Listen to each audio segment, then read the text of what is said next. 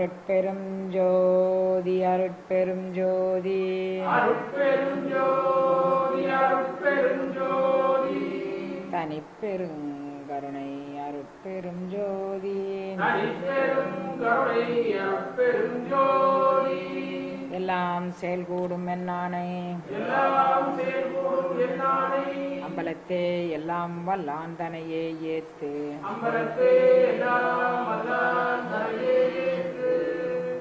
அப்பா நான் வேண்டுதல் கேட்டு அருள் புரிதல் வேண்டும் மாறுகிறக்கலாம் நான் அன்பு செயல் வேண்டும் எப்பாரும் எப்பதமும் எங்கெனும் நான் சென்று எந்த நினைதற்புகளை எம்பிடல் வேண்டும் செப்பாத மேல்நிலை சுத்த சோமார்க்க சங்கம் திகழ்ந்தவங்க அருட்ஜோதி செலுத்தியிடல் வேண்டும் தப்பேது நான் செய்யணும் நீ பொறுத்தல் வேண்டும் தலைவன் என்னை பிரியாத நிலைமையும் வேண்டுவனே புண்படா உடம்பும் புறைபடா மனமும் பொய்படா ஒழுக்கமும் பொருந்தி கண்படாத இரவும் பகலும் என்னையே கருத்தில் வைத்தேற்றுதற்கு செய்தேன் உண்பனேன் எனினும் உடுப்பனேன் எனினும் உலகரை நம்பிலேன் எனது நண்பனே நலம் சார் பண்பனே நினையே நம்பினேன் கைவிடையிலனே திருச்சிற்றம்பலம்.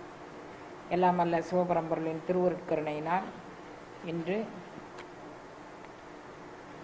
அபிராமி பட்டர் அருளிய அபிராமி அந்தாதி பாடலில் 5 பாடல்கள் நேற்றைக்கு முடிச்சிருக்கிறோம். இன்னைக்கு 6வது பாடல்ல இருந்து துவங்குறோம். சென்னியது உன் பொன் திருவடி தாமரை சிந்தையுள்ளே மன்னியது உன் திருமந்திரம் சிந்தூர வண்ண பெண்ணே முன்னிய நின் அடியாருடன் கூடி முறைமுறையே பன்னியது என்றும் உந்தன் பரம ஆகம பத்ததியே. அதாவது சென்னியது உன் பொன் திருவடி தாமரை, என்னுடைய தலையில் உன்னுடைய திருவடி தாமரையாகிய அந்த அருள் அனுபவம், அந்த தாள் அனுபவம் என் தலையில் பதிந்தது அப்படின்னு அவர் சொல்றாரு. சென்னியது, சென்னின்னா தலை, உச்சி தலை அப்படின்னு அர்த்தம். உன் பொன் திருவடி தாமரை என் சென்னியில் பதிந்தது சிந்தையுள்ளே மன்னியது உன் திருமந்திரம்.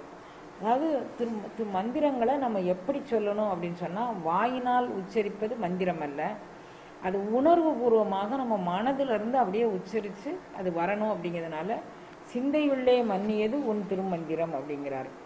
அப்படி வந்தாதான் திருக்குறளில் ஒரு குறளை சொல்றாரு, நிலத்தியல்பால் நீர் திரிந்தற்றாகும் மாந்தர்க்கு இனத்தியல்வதாகும் அறிவு அப்படிங்கிறார். அப்போ அறிவு மனிதர்களுக்கு எப்படி வரணும் அப்படின்னு கேட்டிங்கன்னா, நிலத்து செம்புலப்பெயல் நீர் போல் அன்புடைய நெஞ்சம்தான் கலந்ததுவே அப்படின்னு சொல்லி 2, அதாவது கணவன் மனைவி 2 பேரும் சேர்ந்து இருக்கிறத சொல்றாரு. செம்மையான மண்ணில் மழைநீர் அதுக்கு கலர் கிடையாது, நிறம் கிடையாது, மனம் கிடையாது, ஒன்றும் கிடையாது. ஆனால் செம்மையான செம்மண்ணில் அந்த மழைநீர் விழுந்தா அந்த மழைநீர் செம்மண் கலர்லேயே ஆயிரும். அது மாதிரி அன்புடைய நெஞ்சம் ஒருத்தர் அப்படி கலந்திருந்ததுன்னு இது ஒரு பாடல் சொல்றாங்க. வள்ளுவர் சொல்றாரு, நிலத்தியல்வால் நீர் திரிந்தற்றால்.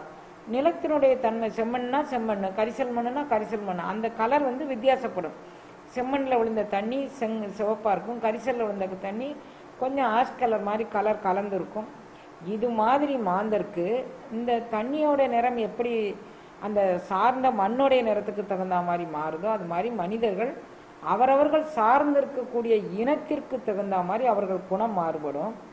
நான் யாரை சார்ந்திருக்கிறேன் அப்படின்னா உன்னுடைய அடியவர்களை சார்ந்திருக்கிறேன். அப்போனா என் மனதில் மேன்மையான குணங்கள், பெருமைக்குரிய குணங்கள்லாம் என் மனதுக்குள்ள இயல்பாக வரணும். எப்படி வரணும்? மன்னியது உன் திருமந்திரம். அது மன்னி வரணும். அது ஏதோ ஒரு வாய் வார்த்தைக்கு சொன்னோம், ஒரு பெருந்தன்மை இல்லாமல் சும்மா பேச்சுக்கு எல்லாரும் முன்னாலும் சொல்லிட்டு வந்துடுவாங்க, உள்ளுக்குள்ளே புளிஞ்சு போயிடுவாங்க. அப்படி மாதிரி இல்லை. மன்னியது உன் திருமந்திரம் சிந்தூர வண்ண பெண்ணே, நான் யாரை அடைஞ்சிருக்கிறேன்? என் பெருமாட்டியை அடைஞ்சிருக்கிறேன். முன்னிய நின் அடியாருடன் கூடி முறைமுறையே பண்ணியது என்றும் உந்தன் பரம ஆகம பத்ததியே. இது உன்னுடைய பரம ஆகம பத்ததி. வழி வழியாக உன்னுடைய ஆகமங்கள்ல என்னென்ன, யாமள யாகம்ங்கிறது அம்பிகைக்குரிய யாகம். யாமள இந்த யாமள ஆகமம் அப்படின்னு ஒரு ஆகமத்தை நீங்க திருமூலர் திருச்சிந்தனையில பார்த்திருப்பீங்க. அந்த யாமள ஆகமம்ங்கக்கூடியது அம்பிகையினுடைய முழுமையான குணநலன்களையும் அவளை வணங்கக்கூடிய முறைகளையும் அது விளக்கி கூடுது. அப்படி வழி வழியாக உன்னுடைய ஆகமங்கள் படி உன்னை யாரெல்லாம் வழிபட்டு வருகிறார்களோ அந்த அடியவர்களை நான் போய் சார்ந்து அவர்கள் வண்ணமாக நான் எப்படி நிலத்தியல்பால் நீர் திரிந்தற்றால் போல செம்புலப் பெயல் நீர் போல அப்படி மாதிரி நான் அவர்களோடு கலந்து, எனக்கு தகுதி இருக்கு தகுதி இல்லைன்னு நான் சொல்ல விரும்பலை. ஆனால் உன்னுடைய அடியவர்கள் தகுதியான அடியவர்கள், அவர்கள் ஆகமமும் பத்ததியும் சேர்ந்து அவர்கள் எப்படி உன்னை வணங்க வேண்டுமோ அந்த முறைப்படி வணங்குகின்றார்கள். அவர்கள் வழியில் நின்று நானும் வணங்கி நான் முன்னிய நின் அடியாருடன் கூடி முறைமுறையே பண்ணியது என்றும் உந்தன் பரமாகம பத்ததியே. உன்னுடைய பரமாகம பத்ததிப்படி அவர்கள் வழி செய்கின்றார்கள். அவர்களை சார்ந்து நின்று சார்ந்ததன் வண்ணம் தன்மை நான் பெறுகின்றேன் அப்படின்னு அவர் சொல்றார். அது எனக்கு நீ தரணும் அப்படின்னு அம்பிகையிட்ட வேண்டுதார். கதியுரு மத்தில் சுழலும் என் ஆவி தளர்வுள்ளதோர் கதியுரு வண்ணம் கருது கண்டாய் கமலாலயனம் மதியுரு வேணி மகிழனும் மாலும் வணங்கி என்றும் துதியுரு சேவடியாய் சிந்துரனான சுந்தரியே. கதியுரு மத்தில் சுழலும் என் ஆவி. இப்போ நான் பிறவியாக நான் செஞ்சு வந்த வினைக்கேற்றவாறு என்னுடைய ஆவி தயிர் கடையும் போது அந்த அந்த தயிர், அந்த மத்துங்கிறது தயிர் கடையக்கூடிய அந்த பலகைக்கு பேர் மத்துன்னு பேர். அந்த மத்துக்குள்ள அகப்பட்ட தயிர் மேல் போது கீழ் போது சுற்றி சுற்றி வருது. அது மாதிரி என் ஆவி பல பல பிறவிகளாக அது எந்த பிறவி எடுத்தேன்னு எனக்கு தெரியாது. புல்லாகி பூடாகி புழுவாகி என்ன பிறவி எடுத்தேன்னு தெரியாது. அதில் ஒவ்வொன்றிலையும் நான் சுற்றி சுழண்டு என் ஆவி தளர்ந்து என்னுடைய ஆவியெல்லாம் எனக்கு ரொம்ப நான் ரொம்ப களைச்சு போனேன் அப்படிங்கிறார். இதுதான் இவரும் சொல்றாரு, நான் எல்லா பிறப்பும் பிறந்து இழைத்தேன் எம்பெருமான் அப்படின்னு சொல்றாரு. அந்த எப்போ ஒரு பிறவிக்கு நம்ம விடுதலை கிடைக்கலையோ, எப்போ இந்த பிறவில சலிப்பு ஏற்பட்டு நான் அடைய வேண்டியது அந்த பரம்பொருள், அந்த பேருணர்வை தான் நான் அடையணும்னு நமக்கு தோணலையோ, அது வரைக்கும் நமக்கு சலிச்சுக்கிட்டே தான் இருக்கும் மனசு. அப்போ இதிலிருந்து விடுதலை கிடைக்கணும்னா நம்ம அந்த பரத்தை சார்ந்தால் விடுதலை கிடைக்கலாம். ததியுரு மத்தில் சுழலும் என்னாவி. இதை மணிவாசகர் கூட மத்துரு தன் தயிரில் புலம் தீக்கதுவ அப்படின்னு ஒரு பாடல்ல பாடுறாரு நீத்தல் விண்ணப்பத்தில். அப்போ மத்துல கடையப்பட்ட இது மாதிரி எல்லாருடைய மனங்களும் சுற்றி சுழன்று வேதனைப்பட்டிருக்கு. அதுக்கு விடுதலை என்ன அப்படின்னா தளர்வு. அதில் தளர்ச்சி அடையும் போது அதுக்கு விடுதலை என்னன்னா தளர்வு இலதோர் கதியுரு வண்ணம் கருது கண்டா. இதில் நான் தளராம, இதில் நான் பின்வாங்கிறாம கதியுரு வண்ணம் கருது கண்டாய் கமலாலயனம் மதியுரு வேணி மகிழ்னனும் மாலும் வணங்கி. பிரம்மாதி தேவர்கள் வணங்கக்கூடியது எம்பெருமாட்டினுடைய தன்னழி. நம்ம இதை ஏற்கனவே இதை புரியுறதுக்காக வேண்டிதான் நம்ம இது படிச்சிருப்போம்னு நினைக்கிறேன். திருமந்திர சிந்தனையில நமக்கு உடல் கடந்து பயணிக்கும் போது இந்த உடலுக்குள்ள இருக்கக்கூடிய 6 ஆதாரத்திற்கும் பிரம்மா விஷ்ணு ருத்ரன் மகேஸ்வரன் உச்சந்தலையில சதாசிவன் இருக்கிறாங்க. அது கடந்து போகும்போது தான் அந்த உண்மனாதேவி பலவிதமான படித்தரங்கள் கடந்து நிற்கிறா. அப்படிங்கும்போது அவர்கள்லாம் வணங்கக்கூடிய மதியுரு வேணி மகிழனும் மாலும் வணங்கி என்றும் துதியுரு சேவடியா. கமலாலயன்னா பிரம்மா விஷ்ணு ருத்ரன் எல்லாரும் வணங்கக்கூடிய வணங்கி என்றும் துதியுரு சேவடியா. இப்போ இவங்கெல்லாம் இந்த மாதிரி வணங்கக்கூடிய ஒரு வணக்கத்துக்குரிய தெய்வம். இவங்களெல்லாம் எல்லாருமே பிரம்மா விஷ்ணு ருத்ரனே எல்லாரும் வணக்கத்துக்குரியதான் நினைக்கிறாங்க. அவர்கள் கூட வணங்கக்கூடியது என்னுடைய இஷ்ட தெய்வமா இருக்கு. அப்போ என்னுடைய இஷ்ட தெய்வத்தினுடைய பெருமை இத்தகையதா அப்படின்னு சொல்லி அவர் நினைக்கிறார். அப்படி நினைச்ச போது நான் எதுக்கு இன்னொருக்க போய் கதி கலங்க போறேன், நான் கதியுருமத்தில் சுழலும் என்னாவி. அப்போ இதை எல்லா அருளாளர்களும் எப்படி பாடுறாங்கன்னா, மாதா உடல் செழித்தால் வல்வினையேன் கால் செழித்தேன் வேதாவும் கை செழித்து விட்டான். வேதான்னா பிரம்மதேவன், அவன் கூட கை செலுத்திட்டான். மாதா என்னை பெத்து உடல் செழிச்சிட்டான். இப்படி பட்டினத்தார் பாடுறாரு. மாதா உடல் செழித்தால் வல்வினையேன், நானும் கூட பிறந்து என்னுடைய காலெல்லாம் செத்து போச்சு. அப்ப இப்படி மாதிரி நான் சலிக்காம இருக்கணும்னா, நான் இந்த பராசக்தி அடைஞ்சேன்னா நான் சலிக்காம இருக்கலாம். அதனால இவர்களெல்லாம் வணங்கக்கூடிய கமலாலயனும் அதாவது பிரம்மதேவனும் மதியுரு வேணி மகிழனும் ருத்ரனும் மாலும் வணங்கி என்றும் துதியுரு சேவடியா. இவர்களெல்லாம் வணங்கக்கூடிய சேவடி என்னுடைய தலையில் வைத்து அவள் எனக்கு அருள் பாலித்தாள் அப்படின்னு சொல்றார். சுந்தரி எந்தை துணவி என் பாசத்தொடரையெல்லாம் வந்தறி சிந்தூர வண்ணத்தினால் மகிடன் தலைமேல் அந்தரி நீலி அழியாத கண்ணிகை ஆரணத்தோன் கந்தரி கைத்தளத்தாள் மலர்த்தாள் என் கருத்தனவே. ஆரணத்தோன் கந்தரி கைத்தளத்தாள். ஆரணம்னா பிரம்மதேவன் சிவனுக்கும் 5 தலை இருக்கு, எனக்கும் 5 தலை இருக்கு.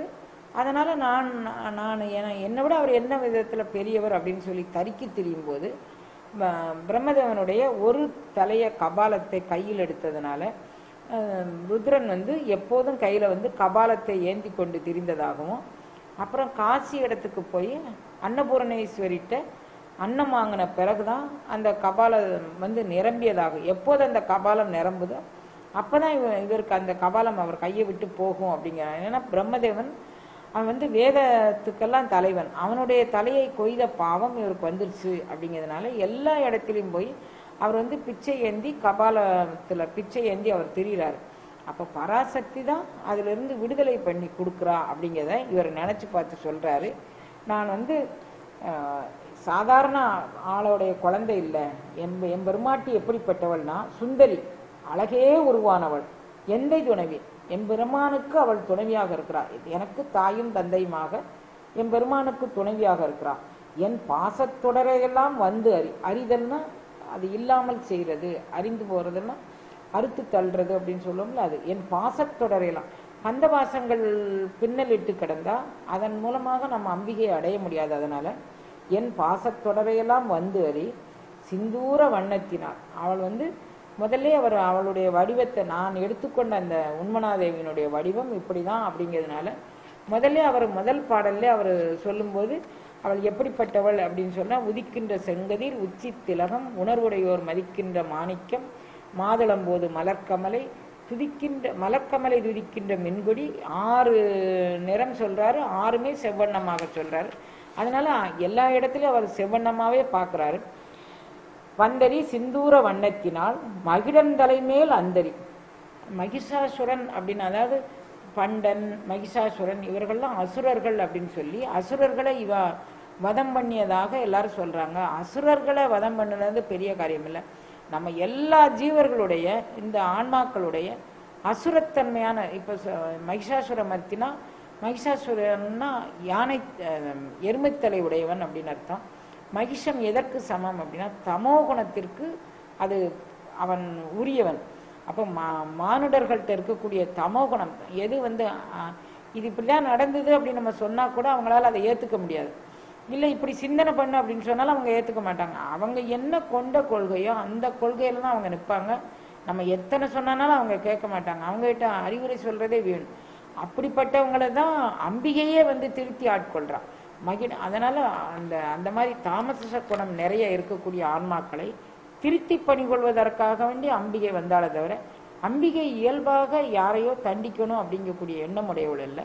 இந்த ஆன்மாக்கள் உய்தி அடையும் பொருட்டு அவள் கருணை காரணமாக மகிடன் தலைமேல் அந்தரி. அவள் வந்து அவளுடைய அதாவது அந்தரின்னா ஆகாயவாணி அப்படின்னு அர்த்தம். ஆகாயவாணினா அவள் வந்து உச்சந்தலைக்கு மேல் பெறக்கூடிய அருள் அனுபவம் உண்மனாதேவியாக இருக்கிறாள். அவள் இறங்கி வந்து இந்த உயிர்களுக்காக வேண்டி ஆகாயவாணியாக இருக்கக்கூடிய அவள் இறங்கி வந்து அந்தரத்தில் இருக்கக்கூடியவள் இறங்கி வந்து இந்த உயிர்களுக்கு இருக்கக்கூடிய தமோ குணங்களை நீக்கி கருணைப்படுகின்றாள். அழியாத கன்னிகை. இப்போ அவளுக்கு வந்து அழியாத கன்னிகைன்னா அவள் என்றும் நிரந்தரமானவள், என்றும் இளமையோடு இருப்பவள். கன்னி அப்படின்னு சொன்னா இளமை தோற்றம் கொண்டவர்களை கன்னி அப்படின்னு சொல்லுவாங்க. அவள் என்றும் கன்னியாக அவள் இருக்கிறாள். இது இன்னும் சொல்ல போனா அகிலாண்ட கோடியை ஈன்ற அன்னையே பின்னையும் கன்னியன மறைவேசும் ஆனந்த ரூபமயிலே அப்படிங்கிறார் தாய்மான சுவாமிகள். அப்போ அவள் வந்து இந்த உலகத்தை முழுசும் படைத்தானாலும் அவள் கன்னியாக இருக்கிறாள். அப்படின்னா என்ன பொருள்னா, இந்த உயிர்களுக்கு வந்து இறைவன் அந்த அந்த அகண்ட பரசிவம் இந்த உயிர்களை படைக்க எடுக்கும்போது அருட்சக்தியின் துணை கொண்டு படைக்கிறது அப்படின்னு நம்ம திருமந்திர சிந்தனையில நிறைய பார்த்துருக்குறோம். அந்த அருட்சக்தி இந்த உலகத்தை எல்லாம் ஈன்ற பின்னும் கன்னிங்கிறது அவள் முதிர்ச்சி அடையாமல் இருக்கிறாள். அப்போ அவள் முதிர்ச்சி அடையாதனால நாமளும் முதிர மாட்டோம். ஏன்னா அவளை சார்ந்ததன் வண்ணம் உயிரின் இயல்பு அப்படிங்கிறதுனால நாம் அந்த பராசக்தியை அடைந்தோமானால் அவளை சரணடைபவர்களுக்கு அவள் வந்து என்றும் இளமையாக வைத்திருப்பாள் அப்படிங்கிறது அழியாத கன்னிகை. ஆரணத்தோன் கந்தரி கைத்தலத்தான். பிரம்மதேவனுடைய தலையை வந்து அவள் கையில் வச்சிருக்கான்னா இது என்ன தத்துவம் அப்படின்னா, உண்மனாதேவி தான் நம்மளை கொண்டு போய் சிவத்திட்ட கொண்டு சேர்க்கிறான். உண்மனாதேவி சிவத்தோடு சேரும்போது சிவத்துடைய கையில் இருக்கக்கூடிய அந்த அந்த பிரம்ம கபாலம் இவளுடைய கையிலும் இருப்பதாக நினைத்து கொண்டு இது அந்த பிரம்ம கபாலம் எப்போது தலைகீழ கவிழ்தோ அப்பதான் அதுல இருந்து நம்ம வந்து விடுதலை ஆறோம், நம்மளுடைய ஆணவத்திலிருந்து நம்ம விடுதலை ஆறோம், நாம் செய்த குற்றங்களிலிருந்து விடுதலை ஆறோம்னா இப்போ எப்போது இந்த கை வந்து இப்படி விடுதலை ஆகும் அப்படின்னு சொன்னால் இப்படி வச்சா விடுதலை ஆகும். அப்படி வைக்கிற மாதிரி அன்னபூரணி இந்த மாதிரி செய்து அந்த பிரம்மதேவனுடைய ஓட்டை கவிக்கிறா. அப்படின்னு என்ன பொருள்னா, நம்ம எல்லாருடைய தலையிலையும் பிரம்மதேவன் ஒரு எழுத்து எழுதியிருக்கிறான். பிரம்மலிபி அப்படின்னு அதை சொல்லுவாங்க சமஸ்கிருதத்தில். பிரம்மலிபின்னு நமக்கு தலையெழுத்து அப்படின்னு சொல்லுவாங்க தமிழில். அந்த பிரம்மலிபியை அவன் மாறுபட்டு காமிக்கிறான். இதை எல்லா அருளாளர்களும் பாடுறாங்க. நம்ம திருச்செந்தூரில் செயல்பட்டு அழிந்தது செந்தூர் வயல் பொழில். செயல்பட்டு அதாவது அங்கே ரொம்ப செழிப்பான பகுதியாக இருக்கிறதுனால சேல்ங்கிறது ஒரு வகை மீன். அந்த மீன் வந்து பொழில்னா இடையில குறுக்கு, அதாவது நடவு செய்யும்போது இடையில குறுக்காக வச்சிருக்கக்கூடிய வரப்புக்கு பேர் பொழின்னு சொல்லுவாங்க. அந்த பொழி வந்து ரொம்ப களிமண்ணால ஏதாவது கொஞ்சம் திக்கா வச்சிருப்பாங்க, தண்ணி கரைஞ்சு போயிடாம இருக்கிறதுக்கு.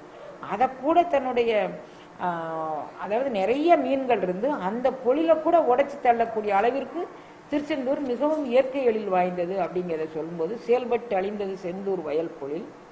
தேங்கடம்பின் மால்பட்டு அழிந்தது, அதாவது பூங்கொடியார் மனம்.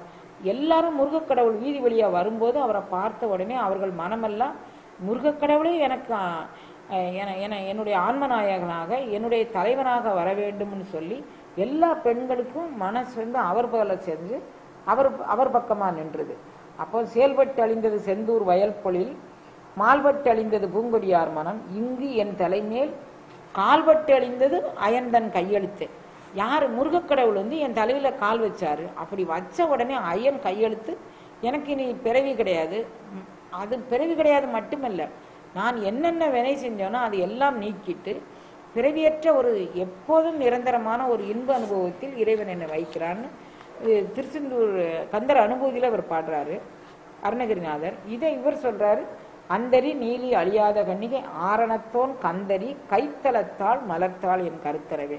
அவ வந்து எனக்கு கந்தரி, அவள் பிரம்ம கபாலத்தை தலைகளை கவுத்தா மாதிரி என்னுடைய தலையெழுத்த தலைகளை கவிழ்த்துட்டா. அப்ப எனக்கு பிறவிங்கிறதே எனக்கு கிடையாது போயிடுச்சு அப்படின்னு சொல்றார். கருத்தன எந்தைதன் கண்ணன வண்ண கனகவெறுப்பில் பெருத்தன பாலலும் பிள்ளைக்கு நல்கின பேர் அருள்கூர் திருத்தன பாரமும் ஆரமும் செங்கை சிலையும் அம்பும் முருத்தன மூரலும் நீயும் அம்மே வந்து என் முன் நிற்கவே. என்ன பராசக்தி, நீ என் முன்னால வந்து நிற்கணும். எப்படி நிற்கணும் அப்படின்னா, கருத்தன எந்தைதன் கண்ணன வண்ண கனகவெறுப்பில் பெருத்தன. அம்பிகை வந்து அம்பிகையினுடைய தனபாரம் வந்து அவளுடைய எடையை கூட ஒடிச்சு விடக்கூடிய அளவிற்கு மிக பெருத்த தனபாரம் உடையவள் அப்படின்னு சொல்றாரு. என்ன காரணம் அப்படின்னா, இந்த தனபாரம் தான் யோகிகளுக்கு எல்லாத்திற்கும் அருளமுதை அளிக்கக்கூடியது. அப்படிங்கிறதுனால சிவம் என்ன செய்தான், இவள் அருட்சக்தியாக வந்து அருள் அனுபவம் கொடுக்க வரும்போது இவள் வந்து தன்னுடைய குழந்தைகளுக்கு கொடுக்கக்கூடிய அந்த அருள் உணர்வை, அருள் நனி சுரக்கும் அமுதை இவள் அந்த குழந்தைகளுக்கு நல்ல மாதிரி கொடுக்கணும்னு அவள் வந்து அவளையே கண்ணா வச்சுக்கிட்டு இருக்கிறான். கருத்தனை எந்தைதன் கண்ணனை வண்ண கனகவெறுப்பில் பெருத்தன. அவ்வளவு பெரிய தனபாரம் உடையவள். அவள் வந்து அழும்பிள்ளைக்கு யாருக்குன்னா கௌனிக, அதாவது திருஞான சம்பந்தர்னு ஒரு குழந்தை பாலுக்கு அழும்போது அது பால் கேட்டு அழல. அவங்க அப்பா தண்ணிக்குள்ள முழுகிட்டாரு. அவர் கூட்டிட்டு வந்து கரையில நிறுத்திட்டு இவர் குளிக்க போனாரு. 3 வயது குழந்தை, எனக்கு ஆளே இல்லை. அவ அப்பா தண்ணிக்குள்ள முன்ன வந்து பார்த்து பயந்துட்டு அந்த குழந்தை அழுதுச்சு. பால் அழும் பிள்ளைக்கு, அந்த மாதிரி அந்த சின்ன குழந்தை அழும்போது பால் அழும் பிள்ளைக்கு நல்கின இந்த தனபாரம் தான் அந்த குழந்தைக்கு அருள்நனி சுரக்கும் அமுதாக அருள் வல்லபத்தை வழங்கி 3 வயதிலேயே ஞானப்பால் கொடுக்கும்படி சொல்லிச்சு. அந்த ஒரு குழந்தைக்கு மட்டும்தானா அவள் நல்குவா? உலகத்துல யாரெல்லாம் அவளை நோக்கி வணங்கி கேட்கிறாங்களோ அவர்கள் எல்லாத்திற்கும் இந்த அருள் அனுபவத்தை அவள் அளிக்கக்கூடியவள். பேர் அருள்கூர் திருத்தன பாரமும் ஆரமும் செங்கை. இது வந்து அருள்கூர்ந்த திருத்தன பாரம். சாதாரண உலகியல் பெண்களுக்கு இருக்கக்கூடிய ஒரு மேடு பள்ளங்கள் மாதிரி இங்க நினைச்சுக்காதீங்க.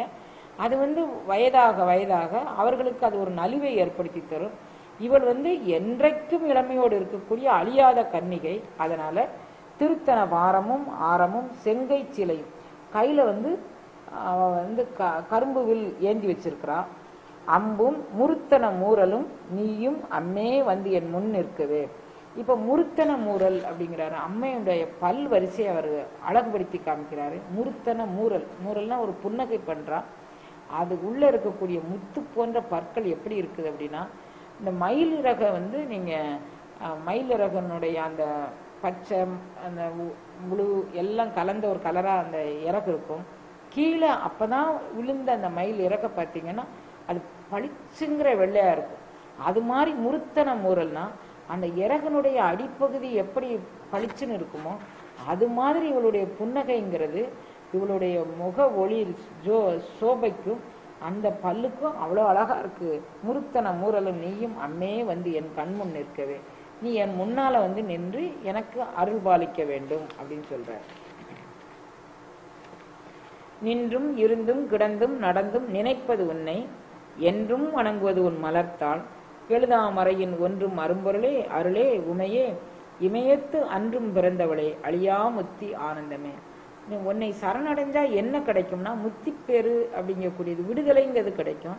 அந்த விடுதலை எப்படி இருக்கும்? அந்த சாதாரண விடுதலை இல்லை. அந்த விடுதலை வந்து அதாவது ஒரு ஒரு மாங்காயை பறிச்சோன்னு வச்சுக்கோங்களேன், காயிலையும் அந்த மாங்காயிலையும் வந்து ஒரு பால் வடியும், மரத்திலையும் பால் வடியும்.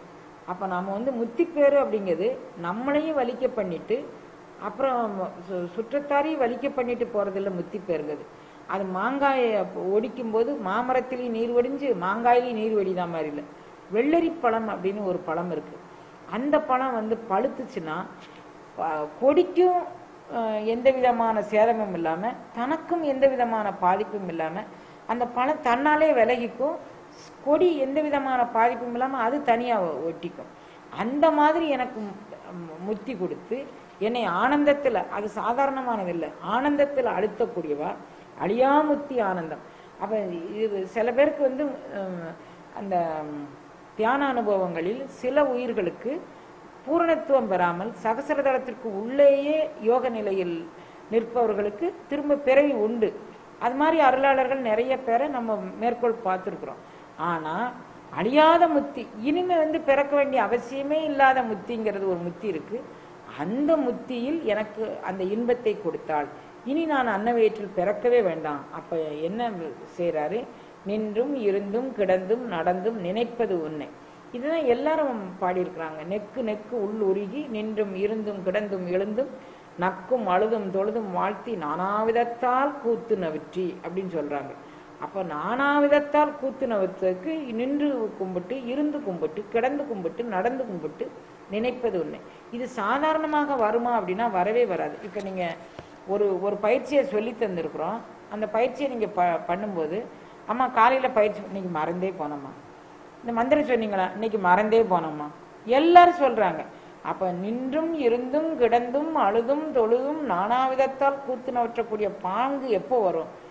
பல்லோழி காலம் பரணை அர்ச்சித்தால், சற்றே பயின்று பரணை அர்ச்சித்தால், சாதாரணமா இல்லை, பயில தான் இந்த பயிற்சி வருமே தவிர ஒரே நாளில் நம்ம எல்லாரும் என்ன நினைக்கிறோம், ஏதோ ஜீம்பும்பா அப்படின்னு ஏதோ ஒன்று சொல்லி நமக்கு உடனே முத்தி ஆனந்தம் கிடைச்சிடணும். எனக்கு வந்து நான் எந்த முயற்சி பண்ண மாட்டேன். ஏதோ ஒன்று அப்படி இங்கே இல்லாட்டியும் கூட எங்கேயோ ஒரு இடத்துல போய் நான் வந்து என்ன பண்ணனோ அதுக்கு அதனுடைய விகிதாச்சாரத்துக்கு தகுந்த மாதிரி 5 or 10 கொடுத்துட்டு நான் வந்து வீடு பேர் எனக்கு கிடைச்சதுன்னா பரவாயில்ல, எனக்கு கொஞ்சம் உபதி கிடைச்சி அந்த உபதியை கொண்டு நான் ஏதாவது ஜீபூம்பா பண்ணி இன்னும் கொஞ்சம் ரூபாய் சம்பாதிக்கணும். எதில் நம்ம ஈடுபாடு வச்சுருக்கோமோ அதை தான் நம்ம விரும்புகிறோமே தவிர நாம் உழைச்சி அந்த அழியாத முத்திப்பேர் இப்படி மாதிரி இருந்ததுன்னா நமக்கு முத்திப்பேர் கிடைச்ச மாதிரி இருக்குமே தவிர அது முத்திப்பேர் ஆகாது. அழியாத முத்தி ஆனந்தம் நமக்கு எப்போ கிடைக்கும்னா நின்றும் இருந்தும் கிடந்தும் நடந்தும் நினைப்பது உன்னை, என்றும் வணங்குவது உன் மலர்த்தான். நான் வந்து ஒரு நொடி கூட நான் இதில் வந்து நான் பின்வாங்க மாட்டேன். அப்படி மாதிரி கோளில் பொறியில் குணமிலவே என் குணத்தான் தாளை வணங்காத்தலை, அவனுடைய தாளை வணங்காதது அது தலையே இல்லை. அப்போ அதை வணங்கிக்கிட்டே இருக்கணும். அப்படி மாதிரி ஒன்றும் அரும்பொருளே அருளே உமையே, இமயத்து அன்றும் பிறந்தவளே. இப்போ இமயத்தில் பிறந்தா அப்படின்னு சொன்னோன்னே, பிறந்தான்னா பிறப்பு யாருக்கெல்லாம் உண்டோ அவங்களுக்கெல்லாம் இறப்பு உண்டு. இப்போ நாம் வந்து இவ்வளவு கம்பீரமாக நம்ம நிற்பதற்கு என்ன காரணம்னா நம்ம சமயம் வந்து பிறவாத சமயம், அதனால அது இரவாத சமயம். பிறக்கிற எல்லாமே ஒரு நாளைக்கு இறந்து தான் போகும். இப்போ இவளை வந்து பிறந்தவளே, இமயத்து அன்றும் பிறந்தவளே, ஆனா நீ இமயத்து பிறந்தவளா? இல்லை, அழியாத முத்தி ஆனந்தமே. நீ முத்திப்பேற்றுக்கு ஆனந்தத்திற்கு நீ தலைவியாக இருக்கிறா. அப்ப நம்ம எல்லாரும் அவள் தலைவியா இருக்கிறது மட்டுமில்லை, யார் அவளை சரணடைகின்றார்களோ அவர்களையும் அந்த நிலைக்கு ஏற்றுவிக்கக்கூடிய கருணாசாகரம் அப்படின்னு சொல்றார். ஆனந்தமாய் என் அருவாய் நிறைந்த அமுதமுமாய் வானந்தமான வடிவுடையாள் மறை நான்கு நிற்கும் தான் அந்தமான சரணாரவிந்தம் தவள நிற கானந்தம் ஆடரங்காம் எம்பிரான் முடிக்கண்ணியதே. ஆனந்தமாய் என் அறிவாய், அதாவது இந்த அறிவு எப்படி அறிவாக இருக்கு அப்படின்னா, அந்த அகப்பொருள் புறப்பொருள் அப்படின்னு 2 விதமான பொருட்கள் இருக்கு. எனக்கு அறிவு என்னுடைய அகப்பொருள் அப்படியே தோய்ந்து தோய்ந்து தோய்ந்து புறப்பொருள்ல வெளியே பார்க்கக்கூடியதா இல்லை, என்னுடைய ஊனில் என்னுடைய உயிரில் என்னுடைய உணர்வில் கலந்த பொருளாக இருக்கு. ஆனந்தமாய் என் அறிவாய், அந்த அறிவு எப்படி நிறைந்த அமுதமுமாய். அமுதம் சாதாரணமாக பார்க்கடலை கடையும் போது அமுதம் வந்ததாக சொல்றாங்க. அந்த அமுதம் எதற்கு வந்தது அப்படிங்கக்கூடிய புராணத்தை யாரும் பெருசா தொட்டு காட்ட மாட்டேங்கிறாங்க. பார்க்கடலை கடையும் போது வந்த 1000 பிரம்மர்கள் நுங்கினர் அப்படிங்கிறார் அப்பர் சுவாமிகள். அப்ப பிரம்மதேவனுடைய ஆயுள் காலம். அதே மாதிரி இந்திரன் அப்படின்னு சொன்னா, இந்திரன்கிறது ஒரு பதவியே தவிர அது ஒருத்தனுடைய பெயர் அல்ல. அவங்க அந்த பதவி காலம் முடியும் போது அவனும் செத்துத்தான் பிறக்கணும். யார் சாவாத நிலைக்கு போவாங்கன்னா, இந்த அருள் அனுபவம் நம்ம இப்ப திருமந்திரத்துல சொன்ன மாதிரி 90 தத்துவங்களும் கடந்து சதாசிவ நிலைக்கு போய் அதற்கு மேல உண்மனாதேவி சந்திரயோகம் பயின்று அந்த ஒளி அனுபவத்தை பெற்று உண்மனாதேவிங்கக்கூடிய இந்த மனோன்மணி தாயை சரணடைந்து அவள் தன் தலைவனோடு நம்மளை ஒன்றுவித்து தரக்கூடிய அருள் அனுபவத்தை பெற்றாதான் நமக்கு பிறவி இல்லை. மீதி எல்லாரும் பிறப்பாங்க. அப்ப அமுதம் ஏன் பால் கடலை கடைஞ்சாங்கன்னா, அவங்க இப்ப எல்லாரும் இப்ப நமக்கு ஆழ்வார் ஒருத்தர் பாடியிருக்கிறாரு, ஒரு கலியுகத்துல ஒரு மனிதனுக்கு 100 ஆயுசு அப்படின்னு பாடியிருக்கிறார். 100 ஆயுசு வரைக்கும் நம்ம யாருமே இருக்கல. 100 ஆயுசு வரைக்கும் இருந்தவங்க எல்லாம், இப்ப எங்க தாத்தாலாம் 100 ஆயுசு இருந்தாங்க. 100 ஆயுசு எங்க அப்பா 100 ஆயுசு இருக்கல. 77 வயசுல எங்க அப்பா போயிட்டாங்க. எங்க அம்மா 87 வயசுல போயிட்டு. இப்போ 100 ஆயுசு நம்ம இருக்கல. 100 ஆயுசுன்னு விதிக்கப்பட்ட 100 ஆயுசை நம்ம இருக்கணுங்கிறதுக்காண்டி அவங்க அமுதம் சாப்பிட்றாங்க. தேவர்கள் அவர்களுக்கு விதிக்கப்பட்ட அந்த ஆயுசு வரைக்கும் இருக்கணுங்கிறதுக்காண்டி அவங்க பார்க்கடலை கடைஞ்சு அமிர்தம் எடுத்தாங்க. அந்த அமிர்தம் இப்ப நமக்கு மனிதர்களுக்கு அமிர்தம் எதுனா சாற்றமுது சோற்றமுது அப்படின்னு சொல்லுவாங்க. சோறு குழம்பு. சாற்றமுதுன்னா சாறு, நம்ம தொட்டுக்கிறதுக்கு ஒரு சாறு வச்சிருக்கோம் அப்படின்னு சொல்லணும்ல, அது சாறு. சோறு 2 சோறும் ஒரு அமுது தான். நம்மளை உயிரை தக்க வைக்கிறதுக்கு சோறு இல்லைன்னா 22 நாள் நம்ம சாப்பிடாம இருக்கலாம், அவ்வளவுதான். அதுக்கப்புறம் நமக்கு சோறு இல்லைன்னா நமக்கு வண்டி ஓடாது. அது மாதிரி நமக்கு சாற்றமுது சோற்றமுது நம்ம உயிரை பாதுகாக்கிற மாதிரி தேவர்களுக்கு அந்த அமிர்தம் பாதுகாக்கு. ஆனா பாதுகாக்குதுன்னா மரணமில்லா பெருவாழ்வுக்கு அவங்களை அழைச்சிட்டு போகல. மரணமில்லா பெருவாழ்வுங்கிறது அது வேற ஒரு பயிற்சி. அதுக்காண்டி அவர் சொல்றாரு, ஆனந்தமாய் என் அறிவாய் நிறைந்த அமுதமுமாய். அப்போ வானந்தமான வடிவுடையால் மறை 4 நிற்கும். இந்த மறையாய் மறை பொருளாய் பொருள் முடிவு தானாய் அப்படிங்கிறாரு நம்ம திருவிளையாடல் புராணத்து ஆசிரியர். அப்போ பரம்பொருள்ங்கிறது மறையாய் மறை பொருளாய் மறையின் பொருள் முடிவாய் இருக்கக்கூடியது. அது வேதங்கள் இந்த மறை அப்படிங்கிறது வேதங்கள் அப்படின்னு சொல்றாங்க. இது இறைவனுடைய தன்மையை முழுமையாக மக்களுக்கு உணர்த்தணுங்கிறதுக்காக வேண்டி நிற்கி அதை சொல்றாரு. மறை 4 நிற்கும் தானந்தமான சரணாரவிந்தம் தவள நிற கானந்தம் ஆடரங்காம் எம்பிரான் முடிக்கண்ணியதே. அம்பிகையினுடைய நிறம் தவள நிறம் அப்படிங்கக்கூடிய நிறம். அவள் தவள நிறம், கான் அந்தம் ஆடரங்கம். அவள் எங்க நடனம் ஆடுறா அப்படின்னா, பரமேஸ்வரன் எங்க நடனம் ஆடுறாளோ அதுக்கு இவனும் போய் நடனம் ஆடுறா. ஊழிக்காலம் வரும்போது அந்த உலகத்தை முழுசு இருளால சூழப்பட்டு அவள் நடனம் ஆடுறாரு. அவருக்கு துணையாக இவளும் ஆடுறதுனால தவள நிற கானந்தம், காடு கானந்தம் ஆடரங்காம் எம்பிரான் முடிக்கண்ணியது. இது ஆடதற்கு அரங்கு மாதிரி வச்சிருக்கிறாங்க. அந்த ஸ்டேஜ்னு சொல்லும்ல, அந்த ஆடல் ஸ்டேஜா இதை வச்சிருக்கிறாரு. எம்பிரான் முடிக்கண்ணியது. இந்த பராசக்தியே எம்பிரான் தன்னுடைய முடியில் சூடி இருக்கிறார் அப்படின்னு சொல்றார். கண்ணியது ஒன்புகள் கற்பது உன்னாமம் கசிந்து பக்தி பண்ணியது உன்னிரு பாதாம்புயத்தில் பகல் இரவாய் நண்ணியது உன்னை நயந்தோர் அவையத்து நான் முன் செய்த புண்ணியம் ஏது என் அம்மே புதிய ஏழையும் பூத்தவளே. என்னை எல்லாரும் பாராட்டக்கூடிய அளவிற்கு என்னை முன்னின்று வச்சிருக்கிறார். அதாவது அவர் சொல்றார், நாய்க்கு தவிசிட்டு அப்படின்னு சொல்றாரு மணிவாசக பெருந்தகை. அது மாதிரி என்னை எல்லாரும் காணக்கூடிய அளவிற்கு என்னை முன்னிறுத்தி வச்சிருக்கிற, இதுக்கு நான் என்ன செய்யன்னு தெரியல.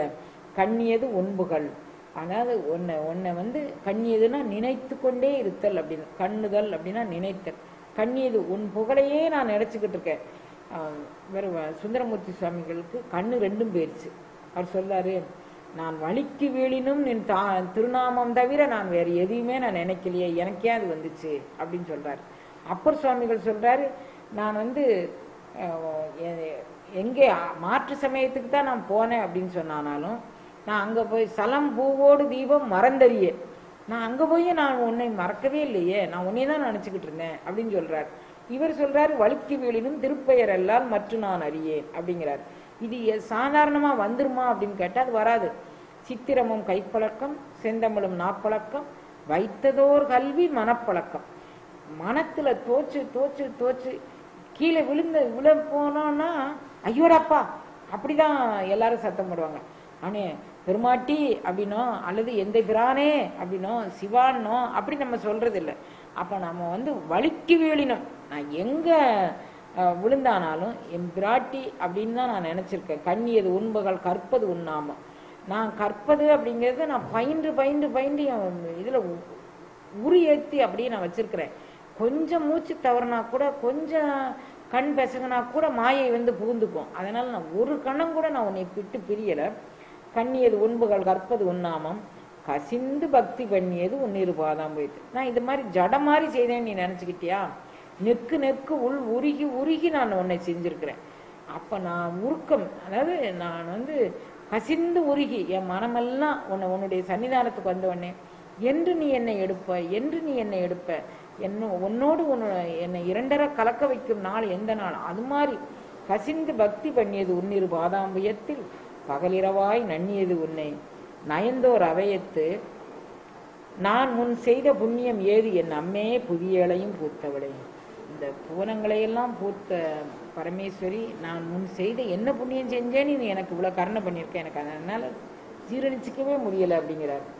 பூத்தவளே, புவனம் 14 பூத்த வண்ணம் காத்தவளே, பின் கறந்தவளே, கரைக்கண்டனுக்கு மூத்தவளே, என்றும் மூவா முகுந்தற்கு இளையவளே, மாத்தவளை உன்னையன்றி மற்றொரு தெய்வம் வந்திப்பதே. அவர் வந்து வேறொரு தெய்வம் வந்து ஐயா என் கண்முன் நின்று நீ என் அண்ணனை அழிப்பினும் கடுவனை வெறுத்து நிற்பேன் அப்படிங்கிறார். என் கண் முன்னால வந்து நீ என்னை வச்சுக்கோன்னு சொல்லி வேறொரு தெய்வங்கள் வந்து என் முன்னால வந்து நின்னாலும் கடுவனை வெறுத்து நிற்பேன், நான் அவங்களை ஏத்துக்கவே மாட்டேன் அப்படின்னு சொல்றார். பூத்தவளே, புவனம் 14 பூத்த வண்ணம் காத்தவளே, பின் கறந்தவளே. நீ வந்து எப்படிப்பட்டவள் அப்படின்னா, இந்த புவனம் 14 உற்பத்தி பண்ணக்கூடிய பராசக்தி, அதை வந்து பாதுகாக்கக்கூடியவளும் நீதான். காத்தவளே, பின் கறந்தவளே, அப்புறம் அதை வந்து சம்ஹார நேரத்துல அதை அழிச்சவளும் நீதான். கரைக்கண்டனுக்கு மூத்தவளே, அப்போ கரைக்கண்டன்ங்கிறது ருத்ரனுக்கு நீ மூத்தவளாக இருக்கிறாய். என்றும் மூவா முகுந்தவர்க்கு இளையவளே, முகுந்தன் அப்படிங்கிற நாராயணனுக்கு இளையவளாக இருக்கிறார். அப்ப இனி அவன் மட்டும் நாராயணனுக்கே இவ இளையவா, அப்ப இவ வந்து என்றும் இளையவளாக, என்றும் அழியாத கன்னியாக இவள் இருப்பாள். மாத்தவளை, பெரிய தவம், மாதவம், பெரிய தவம் பண்ணியவள். உன்னையன்றி மற்றொரு தெய்வம் வந்திப்பது, வேறொரு தெய்வம் என் முன்னால வந்து நின்று நீ என்னை வச்சுக்கோன்னு சொன்னாலும் நான் ஏத்துக்க மாட்டேன். வந்திப்பவர் உன்னை வானவர் தானவர் ஆனவர்கள், சிந்திப்பவர் நல் திசைமுகர் நாரணர் சிந்தையுள்ளே பந்திப்பவர், சிந்தையுள்ளே பந்திப்பவர் அழியா பரமானந்தர், பாரில் உன்னை சந்திப்பவருக்கு எளிதாம் எம்பிராட்டினின் தன்னழியே. வந்திப்பவர் உன்னை யாரெல்லாம் வந்திக்கிறாங்கன்னு நான் ஒரு லிஸ்ட் அவுட் பண்ணிப்போம் காமிக்கிறேன் உனக்கு பாரு. வானவர்கள் உன்னை வந்திக்கிறாங்க, தானவர்கள் உன்னை வந்திருக்கிறாங்க, திசைமுகர் நாரணர் இவங்க எல்லாம் உன்னை வந்திக்கிறாங்க. சிந்திப்பவர் நல் திசைமுகர் நாரணர், சிந்தையுள்ளே பந்திப்பவர், மனதுக்குள்ள கட்டி பந்தித்தல்னா கட்டிப்படுத்தி வச்சிருக்கிறது, எல்லாரும் உன்னைய கட்டுப்படுத்தி அப்படி வச்சிருக்கிறாங்க. அழியா பரமானந்தர், யாரு? பரம ஆனந்தத்தை என்றும் விரும்பக்கூடியவர்களாக இவர்கள் அப்படியே அந்த பரமேஸ்வரிய தன்னுடைய சிந்தைக்குள்ள கட்டுப்படுத்தி வச்சிருக்கிறாங்க. பாரில் உன்னை சந்திப்பவருக்கு எளிதாம் எம்பிராட்டினின் தன்னழியே. உன்னுடைய தன் அழினா கொடை அப்படின்னு அர்த்தம். தன் அழினா ஏதோ போனா போது அப்படின்னு கொடுக்கல, சந்தோஷமா தன்னுடைய குழந்தைகளுக்கு அள்ளி வாரி வழங்கக்கூடிய அருட்கொடை அது. சந்திப்பவருக்கு எளிதாம் எம்பிராட்டினின் தன்னழியே. தன்னழிக்கென்று முன்னே பல கோடி தவங்கள் செய்வார், மண்ணளிக்கும் செல்வமோ பெறுவார், மதி வானவர்தம் விண்ணளிக்கும் செல்வமும் அழியாமுத்தி வீடுமென்றோ பண்ணளிக்கும் சொல் பருமலை யாமலை பைங்கிலியே. தன்னழிக்கு என்று முன்னே பல கோடி இந்த பராசக்தியினுடைய அருள் அனுபவம் எனக்கு அருள் நனி சுரக்கும் அமுதாக எனக்குள்ள வந்து இறங்கணும். நான் இவ்வளவு எல்லாரும் கேசரி முத்திரை செய்கிறவங்க நிற்கிறாங்க, சாம்பவி முத்திரை செய்கிறவங்க நிற்கிறாங்க, சந்திரயோகம் பயின்றவங்க நிற்கிறாங்க, எல்லாரும் அங்கங்கே நின்றுட்டு இருக்கிறாங்க. எனக்கு இந்த பராசக்தியினுடைய அருள் வேண்டும். தன்னழிக்கு என்று முன்னே பல கோடி தவங்கள் செய்வார்.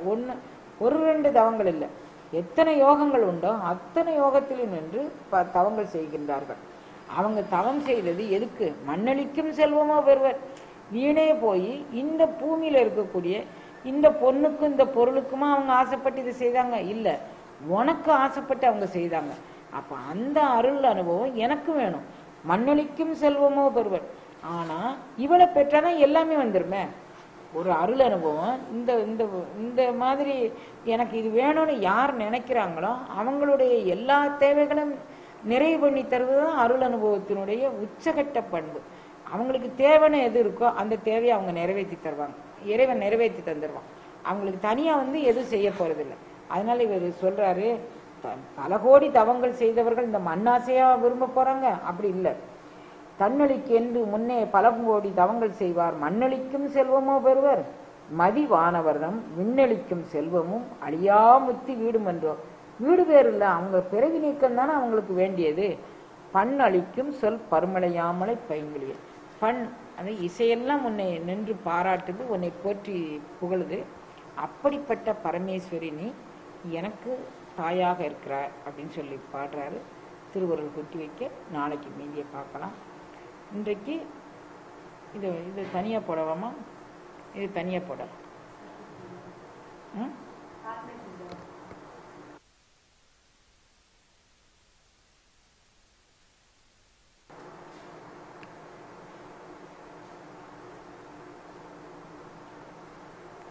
நவாக்கரி மந்திரம் நம்ம போன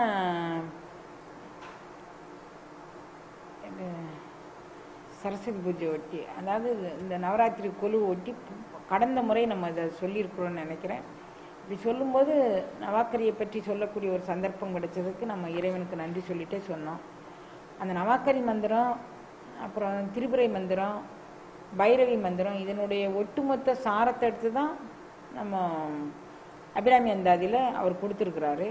இப்போ நாம் நவாக்கரி மந்திரத்தை ஒரு தடவை நீங்கள் சேன் பண்ணி எங்களுக்கு ஒவ்வொரு மந்திரத்தையும் ஒவ்வொரு தடவை நீங்கள் சொல்லி எங்களுக்கு போடுங்கம்மா அப்படின்னு சொல்லி அன்பர்கள் கேட்டுக்கிட்டாங்க. நான் இப்போ போடுறேன். நான் என்ன சொன்னேன், நான் திருமந்திரத்தை முடிச்சுட்டு நான் உங்களுக்கு இந்த மந்திரத்தை போட்டு விட்றேன் அப்படின்னு சொன்னேன். இப்போ நவராத்திரியாக இருக்கிறதுனால இப்போ போட முடியுமாமான்னு கேட்டாங்க. சரி, நான் அபிராமி அந்தாதியை எடுத்துருக்குறேன், அப்போ அதோட இதை போட்டு விட்றேன் அப்படின்னு சொல்லி சொன்னேன். நவாக்கரி மந்திரத்தை நம்ம எப்படி சொல்லணும், அது சொன்னதுனால என்ன பலன் அப்படின்னு நமக்கு பலனை சொல்லியே அவர் சொல்கிறாரு. இப்போ எல்லாரும் கடைகளில் ஒரு பொருளை விற்பனைக்கு கொண்டுட்டு வரும்போது அந்த பலனை சொல்லி சொல்லி நம்மளை சொன்ன மாதிரி அருளாளர்கள் நம்மளை என்ன சொல்கிறாங்க, உனக்கு இதில் இவ்வளவு நன்மை கிடைக்கும், மண்ணளிக்கும் செல்வமோ பெறுவர் அப்படின்னு சொல்கிறார். நீ தேவையில்லாமல் நீ இங்கே ஆசை வைக்காதப்பா, உனக்கு நிரந்தரமான ஒரு செல்வத்தை நான் தரேன் அப்படின்னு சொல்லிட்டு உன்னுடைய வினையை முழுதும் வேற இருக்கக்கூடிய அந்த அருட்செல்வத்தை நான் தாரேன்னு சொல்லி திருமூலர் நமக்கு உத்தரவாதம் தராரு. சாதாரணமாக இவங்க சொன்னாங்க, அவங்க சொன்னாங்க, இவங்க சொன்னாங்கன்னு இல்லை. இந்த பாடலினுடைய முதல் காப்பு செயலை உணர்வுடையோர் மதிக்கின்ற மாணிக்கம் மாதுளம். மாணிக்கம் அவன் செவ்வான வண்ணத்தில் இருக்கிறான். அவன் யாரோ அவங்க சொன்னாங்க, இவங்க சொன்னாங்க, கற்றுத்துறை போகிய அறிஞர்கள் சொன்னாங்கன்னு சொல்லலை. உணர்வு பெற்ற மெய்ஞானிகள், அதாவது அருள் அனுபவம் பெற்றவர்கள் மதிக்கின்ற மாணிக்கம் அப்படின்னாரு. அது மாதிரி உணர்விற்கெல்லாம் பெரிய உணர்வான ஞான உணர்வு திருமந்திர சிந்தனை அப்படின்னாலே யோகத்தினுடைய உச்சகட்டமான ஜோதி நிலையை அடைவது அப்படிங்கக்கூடிய நிலையை அடைந்த அவர் சொல்றாரு, நான் நவாக்கரி மந்திரம் உங்களுக்கு சொல்லியிருக்கிறேன், அந்த நவாக்கரி மந்திரத்தை உச்சரித்து நீங்கள் பலன் பெறுங்கள் அப்படின்னு அவர் சொல்றாரு. நவாக்கரி மந்திரத்தினுடைய பெருமையை சொல்லும்போது நவாக்கரி சக்கரம் 4 செய்யின் நவாக்கரி 1 நவாக்கரியாக நவாக்கரி 81 வகையாக நவாக்கரி அக்லீம் சவ் முதல் ஈரே கிளீம் முதல் சவ் ஈரே அப்படின்னு இதுக்கு பொருள். இதில் உள்ள விரிவாக்கம் எல்லாம் யூடியூப்பில் நம்ம நவாக்கரி சக்கரம்ங்கக்கூடிய நவாக்கரி மந்திரம்ங்கக்கூடிய பேர்லேயே 100 பாடலுக்கு விளக்கம் சொல்லியிருக்கிறோம். நீங்கள் தேவைன்னா அங்கே போய் பார்த்துக்கோங்க. இன்றைக்கு ஒரு மந்திரத்துக்கு மட்டும் நான் சொல்கிறேன். அந்த ஒரு மந்திரத்தில் அதாவது நவாக்கரியாவது நான் அறிவித்தை நவாக்கரி எழும் நன்மைகள் எல்லாம் நவாக்கரி மந்திரத்தை நாவுல போதே நவாக்கரி சக்தி நலம் தரும் தானேன்னு அந்த நவாக்கரி சக்தியினுடைய பெருமையை வேற சொல்றாரு அவரு. அந்த நவாக்கரி மந்திரத்தை எப்படி சொல்லணும் அப்படிங்கிறத சொல்றாரு. நான் அந்த மந்திரத்தை சொல்றேன். இந்த மந்திரத்தினுடைய பலன் என்ன அப்படின்னு அதுக்கு கீழே ஒரு பாடல் சொல்லியிருக்கிறாரு. நான் அதையும் சொல்றேன். இப்போ நவாக்கரி மந்திரத்தை நான் சொல்றேன். நீங்க பின்வாங்கி சொல்ல வேண்டாம். ஏன்னா அவங்களுக்கு தனியாக அந்த இதை கேட்குறாங்க. நான் சொல்கிறத மாதிரி மட்டும் நீங்களும் நாளையிலேருந்து ஒரு நாளைக்கு 9 தடவைனாலும் அந்த மந்திரத்தை சொல்லுங்க. அப்போ இன்னைக்கு இதுக்கு பிறகு இவங்க கேட்குறவங்க கொஞ்சம் முகங்கை காலெல்லாம் கழுவிட்டு சுத்திகரம் பண்ணிட்டு 9 தடவை இந்த மந்திரத்தை நீங்கள் உச்சரிக்க ஆரம்பித்தீர்களே ஆனால் இந்த மந்திரம் உங்களுக்கு வாழ்வில் எல்லா நலனும் தரும் அப்படிங்கிறது அவர் உத்தரவாதம் கொடுத்துருக்கிறதுனால நான் சொல்கிறேன்.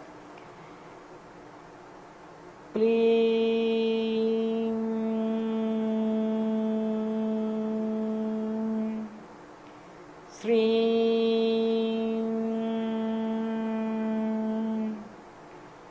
ஹ்ரீம்